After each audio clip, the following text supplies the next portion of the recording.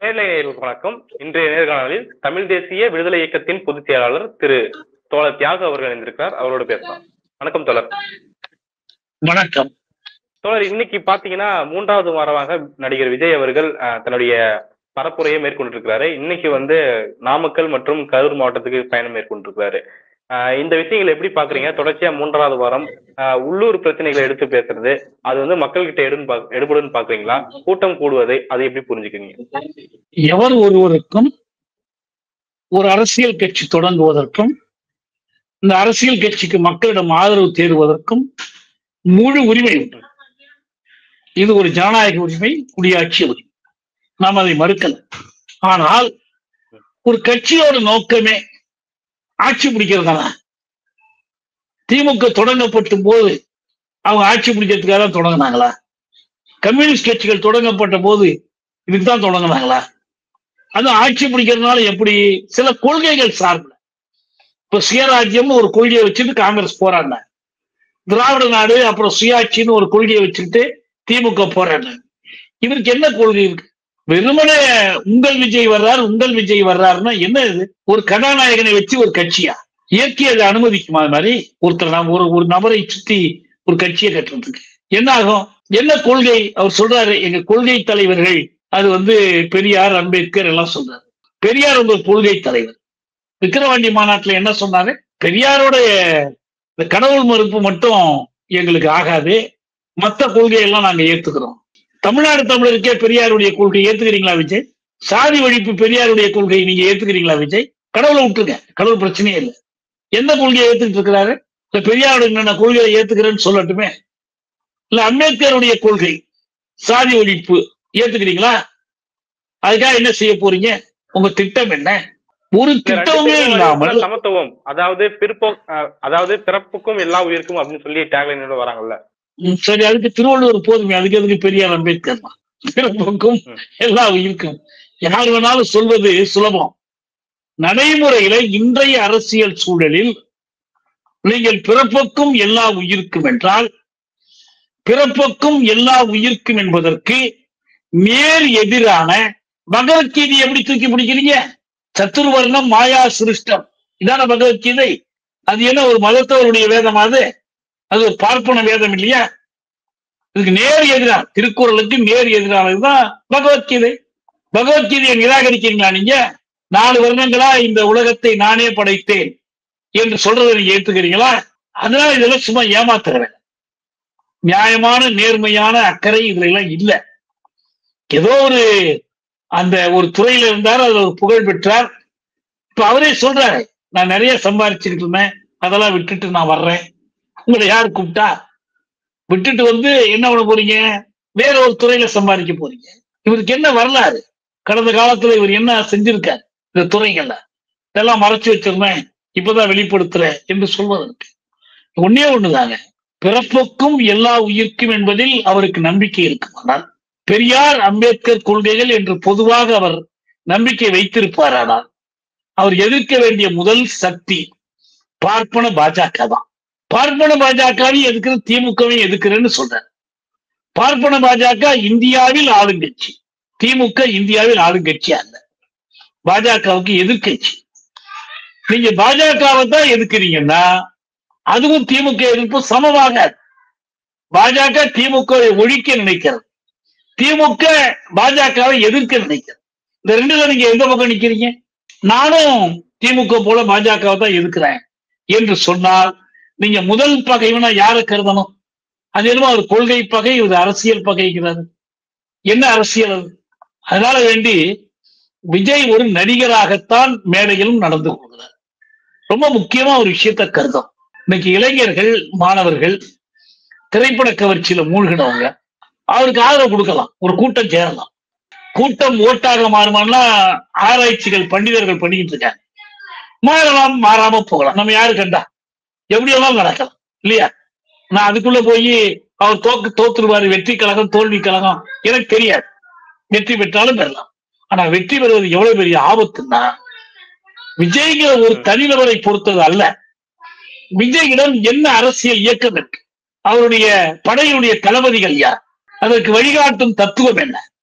இவர் சொல்ற கொள்கைகளை அந்த கட்சியில எவ்வளவு பேர் ஏற்றுக்கொண்டிருக்கிறாங்க. அப்ப ஒரு அமைப்பு வலிமை இல்லாத, கட்டுக்கோப்பு இல்லாத ஒரு அரசியல் சக்தியை வளர்த்து விட்டு ஏற்கனவே ஒரு கட்டுக்கோப்போடு இருக்கிற அரசியல் இயக்கங்களை சிதைத்து விடுவது என்பது பாஜகவோட திட்டம். தமிழ்நாட்டில் திராவிடர் கழகமோ, திராவிடர் விடுதலை கழகமோ, அல்லது பெரியார் திராவிடர் கழகமோ, திராவிட முன்னேற்ற கழகமோ, இது போன்ற அமைப்புகளோ இடதுசாரி இயக்கங்களோ இருப்பது பாஜகவுக்கு இங்கு தடையா இருக்கு. எனவே இந்த மண்ணை சிதைத்து உழுது போட்டால் நம்ம நச்சு செடிகளை ஊன்றலாம் என்றது கருது. நாளைக்கு முதலமைச்சராக முடியுதா இல்லையா, ஆட்சியை பிடிக்கிறோமா இல்லையா, இது பாஜகவோட கவலை இல்லை. அவங்களுடைய நீண்ட கால திட்டம் தமிழ்நாட்டில் வேரூன்றுவது. இந்தியாவிலேயே அவர்கள் வேரூன்ற விடாமல் தடையாக இருக்கிற ஒரே ஒரு மண் இந்த தமிழ் மண் தான். போன தேர்தலில் 100% பாஜகவை தோற்கடித்த ஒரு தேசம் நம்ம தமிழ் தேசம். இதை உடைக்கணும், உடைச்சு சீர்குலைக்கணும். அதுக்கு அவங்க இடி பயன்படுத்துறாங்க, வருமான வரித்துறை. இதே விஜய் வருமான வரித்துறையினுடைய சோதனைக்கு ஆளானாரா இல்லையா? இவரை கூட்டு மிரட்டினாங்களா இல்லையா? இவரே எப்படி அரசியலுக்கு வந்தார், என்ன பின்னணி அவர் சொல்லட்டும்.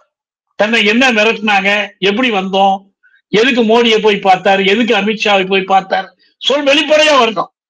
நீங்க தனி மனிதனா இருக்கிற வரைக்கும், சொந்த வாழ்க்கையில் இருக்கிற வரைக்கும், நடிகனா இருக்கிற வரைக்கும் எங்களுக்கு அதெல்லாம் தெரிய வேண்டாம். நீங்க ஒரு கட்சி தலைவரா வந்துட்டீங்கன்னா, உங்களை நம்பி ஆயிரக்கணக்கான மக்கள் திரள்றாங்கன்னா, எல்லாத்தையும் நீங்க ஒரு திறந்த புத்தகம் ஆயிடுவீங்க. எல்லாத்தையும் மக்கள் முன்னால வைக்கலாம். பாஜகவோட உங்களுக்கு என்ன முரண்பாடு சொல்லுங்க. சும்மா ஒப்புக்கு நான் அது கொள்கை பகைன்னு சொல்றதெல்லாம் ஏமாத்துற வேலை. கடந்த காலத்துல பவன் கல்யாண் நான் நடிகர், மக்கள் செல்வாக்கு பெற்றவன் தான் ஆந்திராவில் வந்தார். கடைசியா என்னாரு, பாஜகவுக்கு ஒரு கைக்கருவியா மாறி போயிட்டார். ஒரு இயக்கம்னா இப்ப திராவிட முன்னேற்ற கழகம் தேர்தலில் பெரிய வெற்றிகளையும் குவித்ததுண்டு, தேர்தலில் பெரிய தோல்விகளையும் அடைந்ததுண்டு. ஆனால் ஒரு கட்டமைப்பாக, ஒரு கழகமாக அது கலைந்து போடாம நிக்குது. அது மேல 1000 விமர்சனங்கள் எனக்கு உண்டு, நிறைய நம்ம குறை சொல்லுவோம். ஆனா திமுக ஒண்ணு இருக்கு. 91 தோல்விக்கு பிறகு திமுக இருக்கு, 77 தோல்விக்கு பிறகு திமுக இருக்கு, பல தோல்விகளுக்கும் பிறகும் இருக்கு. தாவேக இருக்குமா? அது மாதிரியான ஒரு கட்டமைப்பு, கட்டுக்கோப்பு இருக்கா? நீங்க முதல்ல தேர்தலில் போட்டியிடுறத ஒதுக்கிட்டு ஒரு அரசியல் இயக்கத்தை கட்டுங்க, ஊரா போய் கூட்டம் நடத்துங்க, போராட்டங்கள் நடத்துங்க, சிறைக்கு போங்க, உங்களை நிரூபித்துக் கொள்ளுங்க. பிறகு நீங்க அரசியலுக்கு வாங்க, பிறகு தேர்தல் அரசியலுக்கு வாங்க. இதெல்லாம் செய்யாம இந்த சனிக்கிழமை என்று நீங்க செய்யக்கூடிய இந்த கூத்து வெறும் நாடக கூத்தா இருக்கு. ஏதோ இந்த சினிமா 100வது நாள், இத்தனாவது நாள் முறை, இது வாரத்துல 6வது நாள் அப்படின்னு இது வந்துகிட்டு இருக்கு. அதனால இது நம்பாதீர்கள், விஜயிடம் ஏமாறாதீர்கள். இதான் தமிழக இளைஞர்களுக்கு நான் கொடுக்கிற வேண்டுகோள். நீங்க பாஜகவுக்கு, பாசிசத்துக்கு உறுதியா எதிர்க்க விரும்பினால் அதுக்கு எது பொருத்தமோ அது நீங்களே தேர்ந்தது, அது கூட நான் போல. ஆனா ஒருபோதும் விஜயை நம்பி விடாது. நீங்க பாஜக எதிர்ப்பை முதன்மைப்படுத்தணும் அப்படின்னு சொல்லி சொல்றீங்க. ஆனா ஒரு புதிதாக தொடங்கப்பட்ட ஒரு மாநில கட்சி இன்னொரு மாநில கட்சியை, அதாவது இன்னொரு மாநில ஆளும் கட்சியை தானே எதிர்க்க முடியும், அதுதானே இயல்பா இருக்க முடியும்னு ஒரு கேள்வி இருக்குது. அது எப்படி புரிஞ்சுக்கிறது? அப்படின்னா நீங்க இந்தியாவில அரசியல் செய்யக்கூடாது, இந்தியாவில் தானே. ஏன்னா உனக்கு நல்ல கேள்வி நீங்க கேட்டது. விஜய் அரசியலுக்கு வந்த பிறகுதான் 2024 பொது தேர்தல் வந்துச்சு. அந்த பொது தேர்தலில் உங்க நிலைப்பாடு என்ன? இப்ப வேண்டும் மோடி மீண்டும் மோடி என்று பாஜக முழக்கம் கொடுத்துச்சு. நாங்கெல்லாம் என்ன சொன்னோம்? வேண்டவே வேண்டாம், மோடி வேண்டவே வேண்டாம், இதை முழக்கமா கொடுத்தோம். நாங்க மட்டும் இல்ல, இந்தியா முழுவதும் இருக்கக்கூடிய ஜனநாயக சக்திகள், மனித உரிமை ஆர்வலர்கள், அவங்க ஒன்றும் காங்கிரஸ் ஆதரவாளர்களோ திமுக ஆதரவாளர்களோ கிடையாது. எல்லோரும் சேர்ந்து என்ன பண்ணாங்க? மோடி மீண்டும் வரவிடக்கூடாதுன்னு வேலை செஞ்சாங்க. நீங்க எங்க இருந்தீங்க? விஜய் எங்க இருந்தார்? சுத்தி உலகத்தில் நடக்க தெரியாதா? அப்ப நீங்க ஏன் நிலைப்பாடு எடுக்கல? எனக்கு தெரியும். உங்க நண்பர்கள் உங்கள்கிட்ட சொன்னாங்க. என்ன சொன்னாங்க? இந்த தேர்தலில் ஒரு அறிக்கை கொடுங்க. வேண்டாம் பாட்டு. எந்த அறிக்கையும் கொடுக்கல.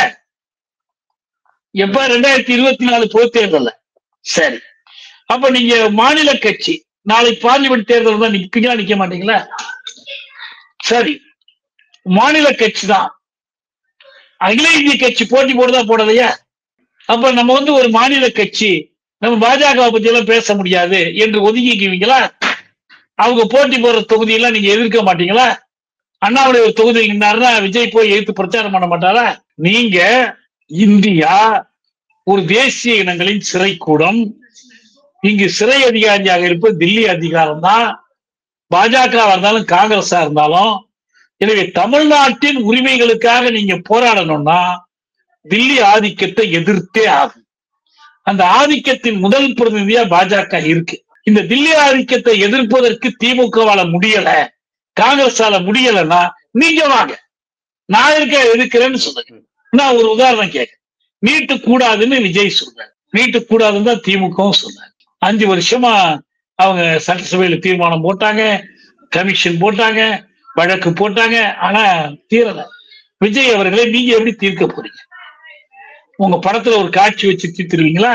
இப்ப நீட்டுக்கு எதிராக தமிழக மக்கள் போராடுவதுதான் வழின்னு நீங்க கருதினால் இந்த தேர்தலில் போட்டியிடு அது எப்படி பயன்படும்? ஆட்சியில் பங்கு, அதிகாரத்தில் பங்கு, கூட்டணிக்கு ஆள் சேர்க்கிறீங்கல்ல, நீங்க உங்க முஸ்ஸியையும் ஆதவர்ஜினாவையும் வச்சு நீட்டை தடுக்க போறீங்களா? எங்கிருந்து சக்தி உங்களுக்கு வரும்? அதனால இது அப்பனா நீங்க பொய் சொல்றீங்கன்னு அர்த்தம். எல்லாத்தையும் நான் தீர்த்து வைக்கிறேன், என்கிட்ட விட்டுருங்க என்று சொன்னால் அதை வச்சு ஒண்ணும் நான் செய்ய முடியாது. அதனால தமிழக அரசியலாக இருந்தாலும் நீங்கள் முதன்மையாக எதிர்க்க வேண்டியது பாயச பாஜகவை தான்.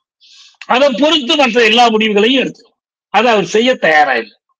பாசிச பாஜக எதிர்ப்பு, இந்த பாசிசம் குறித்து அவங்களுக்கு ஒரு புரிதல் இருக்குதா அப்படிங்கிற கேள்வியை முன் வச்சுட்டே இருக்கிறாங்க. இதெல்லாம் லாங் டைம் கோல். அதாவது பாஜகவை எதிர்ப்பது, பாசிசத்தை புரிந்து கொள்வது லாங் டைம் கோல். நான் முதல்ல மக்களோட ஜெல்லாயிக்கிறேன், மக்களுடைய பிரச்சனையை பேசுறேன், மாநிலத்துக்குள்ள நான் போறேன், மாநிலத்தோட பிரச்சனையை பேசுறேன்னு சொல்லி அந்த வழிமுறையை கையில் எடுக்கிறது அப்படிங்கறத நீங்க எப்படி பாக்குறீங்க? அது ஒரு தீர்வா இருக்காதா? ஒரு வாயால அதை சொல்லட்டுங்க, அவர் சொல்லட்டும். நான் இப்ப பாயசத்தெல்லாம் எதிர்க்க விரும்பல, பாஜக எனக்கு எதிரி இல்ல, நான் மக்களோட போய் கலந்துக்கிறேன். மக்களோடு கலக்கும் போது எதை சொல்லி கலக்கிறீர்களோ அதுக்குதான் மக்களை திரட்ட முடியும். நீங்க மக்களோடு கலக்கும் போது உங்க கொள்கைகளை சொல்லாம கலந்துக்கிறேன்னா என்ன அர்த்தம்? இது என்ன சினிமாவா? நீங்க இந்த முறை இந்த வேஷம், அடுத்த படத்துல வேற வேஷம் கட்டிக்கிறேன் என்று சொல்வது போல இருக்கு. அதனால அது ஏற்றுக்கொள்ளக்கூடிய விளக்கம் இல்லை. நான் இப்படி ஒரு விளக்கத்தை கொடுத்தா விஜய் ஒத்துக்க மாட்டாருன்னா, விஜய் இப்படி ஒரு விளக்கத்தை கொடுக்கறத நானும் ஒத்துக்க மாட்டேன். எப்படி நம்ம ஒத்துக்க முடியும்? ஒத்துக்காதீர்கள்னு மக்கள்கிட்ட நம்ம சொல்லுவோம். நான் இப்படி சொல்றேன்னு வச்சுக்க, விஜய் ஒத்துக்கு வராத?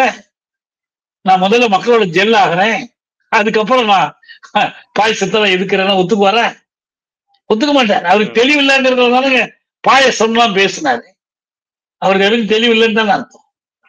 இப்ப நான் ஒண்ணு கேட்கிறேன், பாசிச பாஜக போன தேர்தல்ல 400 இடத்துக்கு மேல அடைய போறேன்னு சொல்லி அதுல தோத்து போச்சு. அப்படி ஒரு கட்டளை மோடிக்கு இந்திய மக்கள் வழங்கல. அவருக்கு தனி பெரும்பான்மையே கிடைக்கலங்கிறது மட்டுமல்ல, அந்த குறைந்த வெற்றியும் கூட தேர்தலில் ஓட்டு திருடுவதன் மூலம் கிடைத்தது என்று ராகுல் காந்தி மெய்ப்பிக்கிறார்.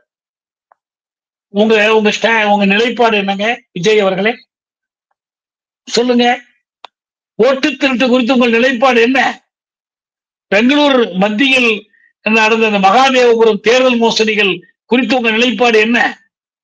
ராகுல் காந்தி அரும்பாடுபட்டு ஆள் உயரத்துக்கு கோப்புகளை அடுக்கி வச்சு சொல்றாரு.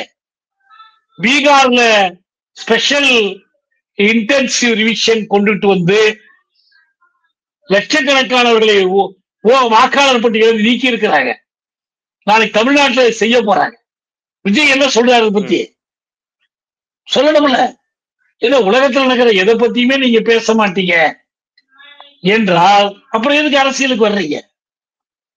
வேற வேலை பாருங்க. விஜயிடம் ஏமாறாதீர்கள் என்னுடைய ஒரே செய்தி அதுதான். இல்ல விஜயை நம்பணும் நீங்க விரும்புனீங்கன்னா அவர் தன்னை மெய்ப்பித்துக் கொண்ட பிறகு நம்புங்க. இதுவரை அவர் மெய்ப்பித்துக் கொள்ளவில்லை. இதுவரை மெய்ப்பிக்கப்பட்டிருப்பது அவர் ஒரு நடிகர், ஏமாற்று பேர் வழி என்பது மட்டும்தான் மெய்ப்பிக்கப்பட்டிருக்கு. ஓகே தோழர், பல்வேறு முக்கியமான விஷயங்களை பற்றி தோழர், மிக்க நன்றி. மிக்க நன்றி.